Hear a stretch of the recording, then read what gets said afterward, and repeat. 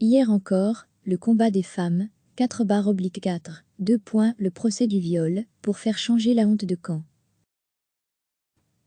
Hier encore, 2 jeunes Belges violés dans le sud de la France se retrouvaient, presque, sur le banc des accusés, hués, conspués. Il a fallu attendre 1980 pour que la loi sur le viol change en France, et beaucoup plus longtemps encore pour qu'elle change en Belgique. En 1974, Anne Tonglet et Aracy Castellano, 2 jeunes touristes belges, sont violés, battus par 3 hommes pendant 5 heures, dans une calanque de Marseille. À l'époque, la chanson est sortie en 73, le chanteur populaire Michel Sardou chante « J'ai envie de violer des femmes », des paroles à l'image du contexte de l'époque, de ce qu'on a appelé, et qu'on appelle toujours, la culture du viol. En 1978, 4 ans après les faits, s'ouvre le procès de leur violeur. Il est couvert par de nombreux médias internationaux, dont la RTBF. Le journaliste Armand Bachelier couvre l'événement. Pour pouvoir exposer leur cas à des juges populaires, raconte-t-il, il a fallu aux 2 victimes, Anne Tonglet et Aracy Castellano, et à leur avocate Gisèle Halimi 4 ans d'opiniâtreté et de courage. L'affaire examinée aujourd'hui aux assises d'Aix-en-Provence est exceptionnelle. Certains disent même historique, c'est le procès du viol. L'enjeu, c'est de changer fondamentalement le rapport entre les hommes et les femmes. Les faits avaient en fait d'abord été qualifiés de simples coups et blessures n'ayant pas entraîné une interruption de travail de plus de 8 jours, et renvoyés dès lors devant le tribunal correctionnel. Les 3 femmes ont donc bataillé ferme pour qu'il soit qualifié de viol, reconnu comme un crime, et jugé en assises. Là, le procès devient le procès du viol, comme le dit Armand Bachelier, le procès du viol tout court, au-delà de celui des 3 violeurs. Gisèle Halimi en fait une tribune, comme elle l'avait fait pour l'avortement, avec le procès de Bobigny. Elle le dit, l'enjeu n'est pas une condamnation ou un acquittement, c'est de changer fondamentalement le rapport entre les hommes et les femmes. Degré, à lire aussi, la femme mariée, une mineure sous l'autorité de son époux, c'est ce qu'Anne Tonglet, 70 ans aujourd'hui, essaie toujours de faire. En militant, en continuant à témoigner avec son regard droit, franc, où l'on perçoit encore des lignes de faille. Sa colère, son indignation, sa rage sont intactes. On disait de nous que nous n'étions pas des oies blanches. Nous étions lesbiennes, en plus de ça, et naturistes. Tout ça a été monté en épingle. Dans la société de l'époque, c'était considéré comme une attitude qui ne pouvait que mener au viol. Nous l'avions bien cherché. C'était nous les coupables. N'aurait-elle pas pu donner l'impression d'être consentante ? Dès le début de l'enquête, elle se sent accusée. La juge d'instruction, une femme, pose cette question, absurde, qui devient pourtant centrale. Puisque les 2 femmes ont cessé de se débattre, dès lors qu'elles étaient menacées de mort, n'auraient-elles pas pu donner l'impression qu'elles étaient consentantes ? La défense, assurée par l'actuel député européen d'extrême droite Gilbert Collard, plaidera d'ailleurs en ce sens. Gisèle Halimi répliquera, « Faut-il qu'une femme perde la vie au cours de l'agression pour être considérée comme non consentante ?» Pourtant, tout était là pour montrer qu'elles étaient victimes. Nous étions blessés, nous avions des traces de coups, se rappelle Anne Tonglet avec précision, et d'égouts, des traces de sperme sur le corps, les vêtements. Quand un des 3 types a essayé de rentrer, je lui ai tapé la tête, avec un marteau donc, il y a des preuves que nous nous sommes défendus. Après ça, il m'a donné un coup de poing. Il y avait les preuves que ça n'avait pas été une partie de plaisir, comme ils ont essayé de le faire croire. Lors du procès, l'ambiance est délétère, sur les marches du palais, comme dans la salle d'audience. C'était une atmosphère de guérilla, de haine vis-à-vis de nous. On a reçu des menaces. Gisèle Halimi a reçu des crachats, et même une gifle à la figure.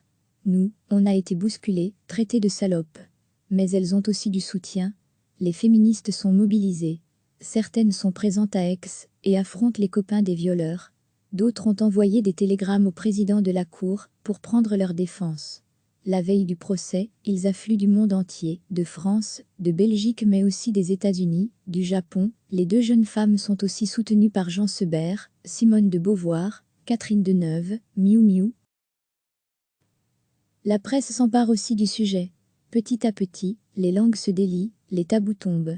En réécoutant un journal parler de la RTBF de l'époque, sur une vieille cassette, qu'elle garde comme une relique, avec toutes ses coupures de presse, Anne Tonglet est prise par l'émotion. Ça m'émeut très fort, parce que je me dis qu'à cette époque-là, il y a eu comme un coup de bambou, et que certains journalistes hommes ont ouvert les yeux, et que ça a eu une répercussion à cette époque-là. Le verdict tombe rapidement, le meneur, Serge Betrilly, écope de 6 ans de prison, les 2 autres, Guy Roger et Albert Mouglali, de 4 ans. Mais surtout, dans la foulée, la loi française va changer. En 1980, le viol est redéfini de manière beaucoup plus large.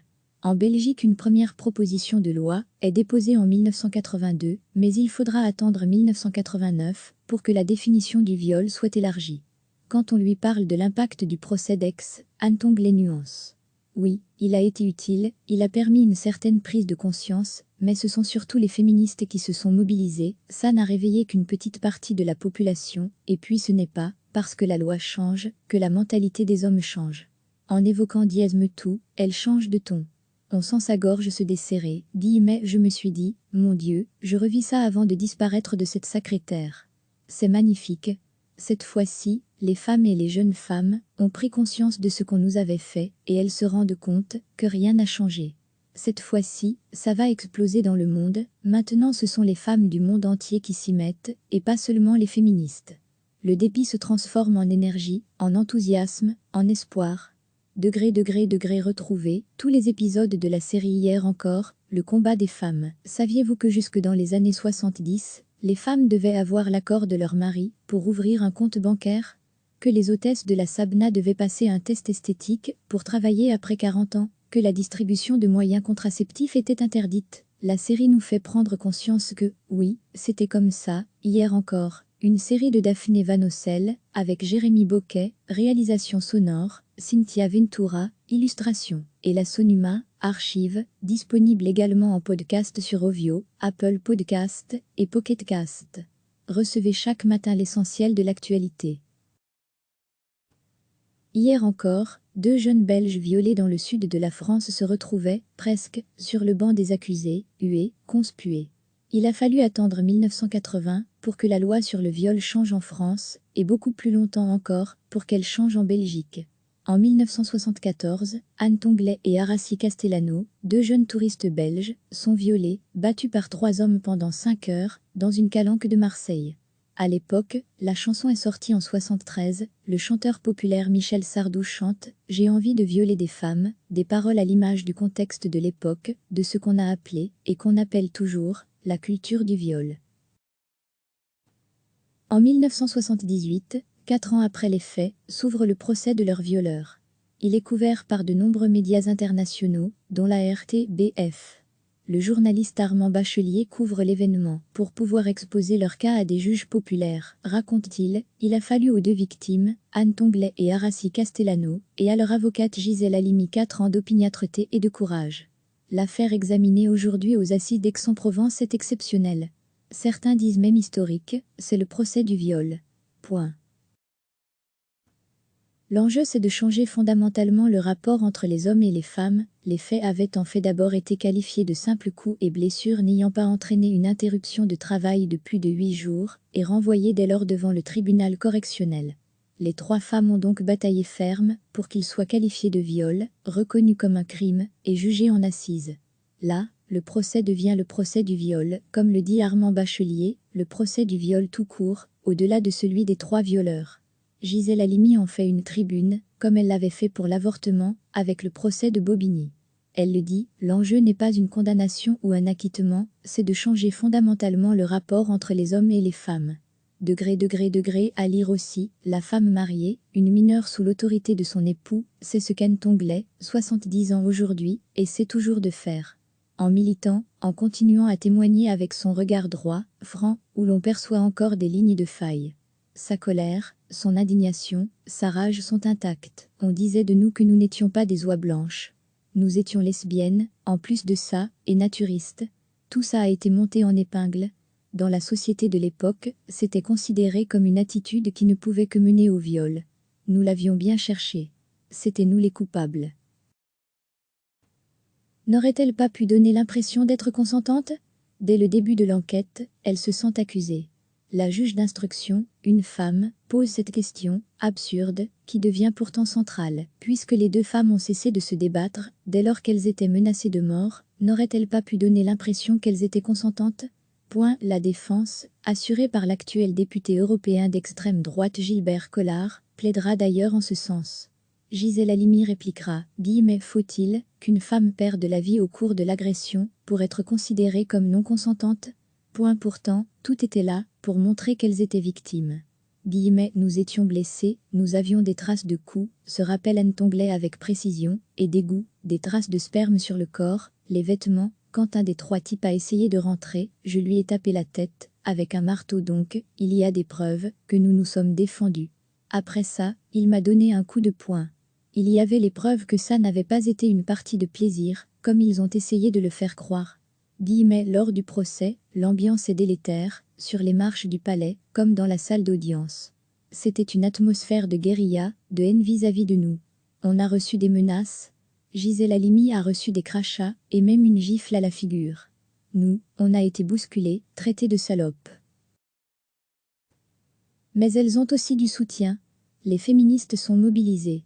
Certaines sont présentes à Aix, et affrontent les copains des violeurs. D'autres ont envoyé des télégrammes au président de la Cour pour prendre leur défense. La veille du procès, ils affluent du monde entier, de France, de Belgique mais aussi des États-Unis, du Japon. Les deux jeunes femmes sont aussi soutenues par Jean Sebert, Simone de Beauvoir, Catherine Deneuve, Miou Miou. La presse s'empare aussi du sujet. Petit à petit, les langues se délient, les tabous tombent. En réécoutant un journal parler de la RTBF de l'époque, sur une vieille cassette, qu'elle garde comme une relique, avec toutes ses coupures de presse, Anne Tongley est prise par l'émotion. Ça m'émeut très fort, parce que je me dis qu'à cette époque-là, il y a eu comme un coup de bambou, et que certains journalistes hommes ont ouvert les yeux, et que ça a eu une répercussion à cette époque-là. Le verdict tombe rapidement, le meneur, Serge Betrilly, écope de 6 ans de prison, les deux autres, Guy Roger et Albert Mouglali, de 4 ans. Mais surtout, dans la foulée, la loi française va changer. En 1980, le viol est redéfini de manière beaucoup plus large.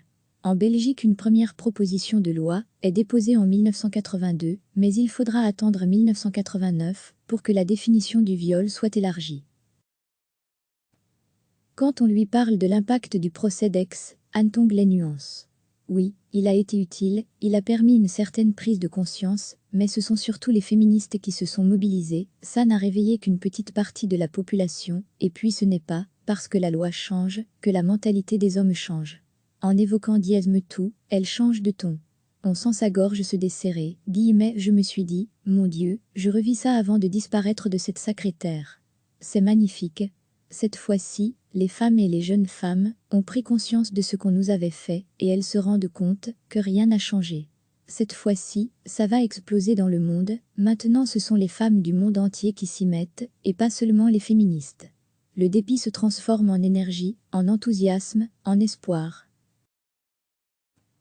Degré retrouvé, tous les épisodes de la série Hier encore, le combat des femmes. Saviez-vous que jusque dans les années 70, les femmes devaient avoir l'accord de leur mari pour ouvrir un compte bancaire? Que les hôtesses de la Sabna devaient passer un test esthétique pour travailler après 40 ans? Que la distribution de moyens contraceptifs était interdite? La série nous fait prendre conscience que, oui, c'était comme ça, hier encore. Une série de Daphné Van Ossel, avec Jérémy Boquet, réalisation sonore, Cynthia Ventura, illustration, et la Sonuma, archive, disponible également en podcast sur Ovio, Apple Podcast et Pocket Cast. Cliquez sur s'abonner pour recevoir les dernières nouvelles.